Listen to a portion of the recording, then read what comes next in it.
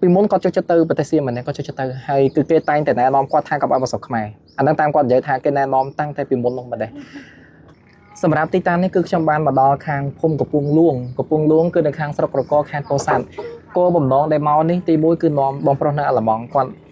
ដើរមើលគាត់មកពីអាល្លឺម៉ង់គាត់ព្យាយាមដើរមើលស្រុកតែរបស់យើងបងប្អូនហើយគាត់ពិតជាឈឺចាប់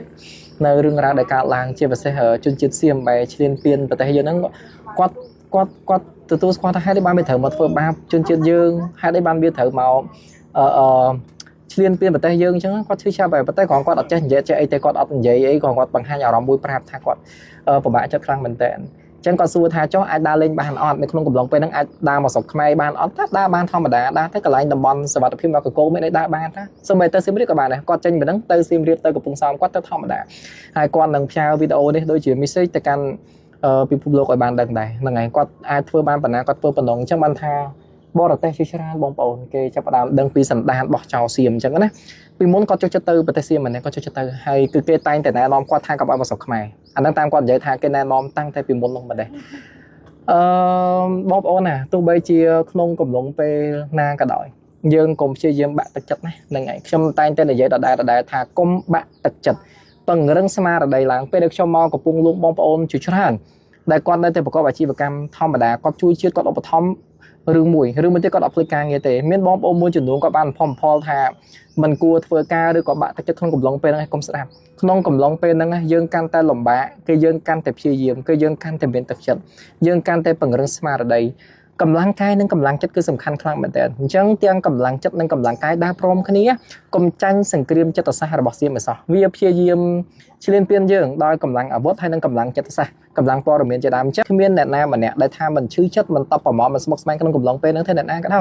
យតែត្រូវពង្រឹងខ្លួនឯងកុំបង្វែងបង្វាន់លក្ខណៈមួយថាកុំតក់ស្លុតរហូតដល់យើងបលែងការងារចោលបងប្អូនកុំឲ្យសោះក្នុងកំឡុងពេលហ្នឹងខ្ញុំមានតែប៉ុណ្្នឹងទេអានេះគឺនៅខាងកំពង់លួងនេះមិនមែនជាវីដេអូដើរលេងទេហ្នឹងហើយមិនជាវីដេអូដើរលេងគឺវីដេអូមួយដែលខ្ញុំនាំបងគាត់មកមើលកន្លែងផ្សេងទៅហើយគាត់ចេញមកហ្នឹងគាត់ទៅកំពង់សោមគាត់ទៅសៀមរាបទៀតហើយហ្នឹងហើយមានតែប៉ុណ្្នឹងបងប្អូនជាចុងក្រោយស្នើទៀតបងប្អូនទាំងឡាយពង្រឹងស្មារតីឡើងដាំដុះធ្វើការងារធម្មតាហ្នឹងហើយដើម្បីអីកុំឲ្យចាញ់កុំឲ្យបាក់ស្មារតីអរគុណច្រើនអញ្ចឹង1គីឡូអាចចន្លោះ60,000ទៅ80,000លុយខ្មែរនេះហើយអាហ្នឹងក៏អូបបងធម្មតាអុកកាដេដែលយើងទិញពីថៃទិញពីសៀមអត់ក៏អូបទេបងប្អូនវាព្រុសបដាវាដើរមើលម្ចាស់បដាវាអខំយើងណាប៉ុន្តែវាដើរមើលម្ចាស់បដាអ្នកដែលសម្លឹងឃើញប្រយោជន៍របស់វាបងប្អូនគាត់យកមកលម្អកែច្នៃអញ្ចឹងហើយគឺស្អាតលើកទី3ឯងដែលខ្ញុំចាញ់បោកមិនមែនលើកទី1ហើយក៏មិនមែនលើកទី2គឺលើកទី3ដែលខ្ញុំចាញ់បោកវាបងប្អូនរឿងដែលឈឺចាប់បំផុតឥឡូវចង់ថាខ្ញុំចាញ់បោកបកលណាចាញ់បោកអីគេណាមកតាមខ្ញុំទាំងអស់គ្នាមកឥឡូវមុននឹងទៅជួបវាបងប្អូនខ្ញុំឲ្យបងប្អូនមើលរុក្ខជាតិរបស់ខ្មែរយើងមួយចំនួនសិនអានេះគេហៅថាដូងព្រ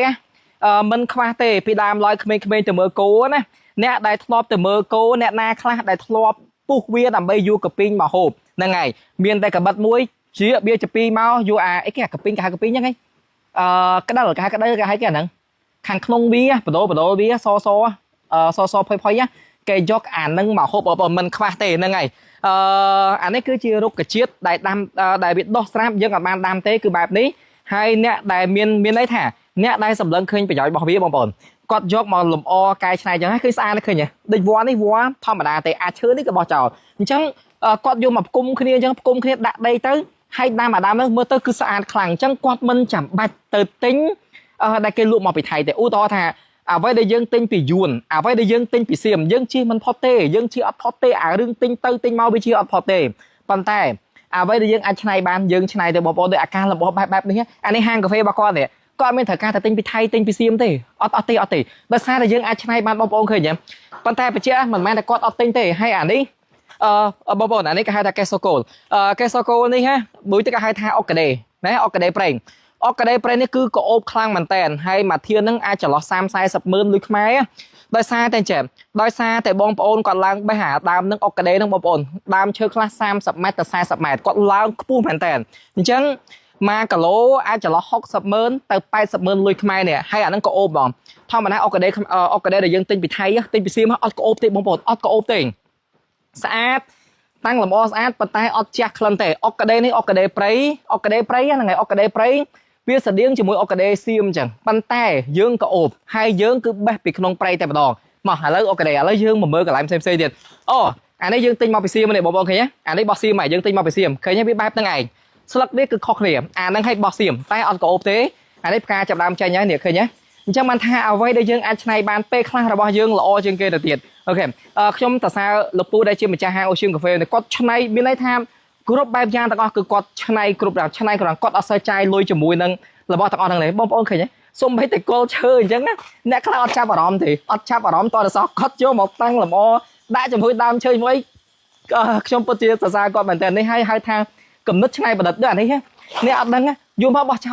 trao bóng tại con đào tề con vô mà tốc như đã ơi sàn bản tiền lên chưa phải đến thử vậy hỏi trong nom từ mưa một con lại bao chồng mà này môi đi này này năng bao này này thấy nhá trong mau từ bồn miền này tham pe đài trong Martin cà phê nè còn lại ba lan cướp á bia từ tua bia từ lu bia từ ấy bia từ tua đẹp tẹt bọc cả tôi nè có ăn tay cà phê trong ban hay trong kết lui hay cướp bia mà đây dương mà tô bia thơm mà bia khai nhom nhom tô mới có bảo bia đang bao xa nè bao trong bay đo ngay mình mai lực thì mũi bay đo này khơi nhá bia thơ thom mà đang chẳng bị khó rồi bên hai dương ọt ba po bao bia bia thơ thom mà đang chờ khơi nhá nè bia mới phải lại bia điên em sợ rùa bố thì mới trong nâng thứ ba và nâng một đồ mà tép mình bay tép phép slide bây giờ bị slide này làm bị slide này lấy dương thứ ba vì tại sao biết bao dương bay đồ này môn oi mà hobby gì bí á anh em hobby xích xem tô sần môn được ư buổi dương bạn ư ru đi đại dương nó còn dùng tô kham dương lớn đi lớn thì bay bao dương lớn dương thứ ba bị một đồ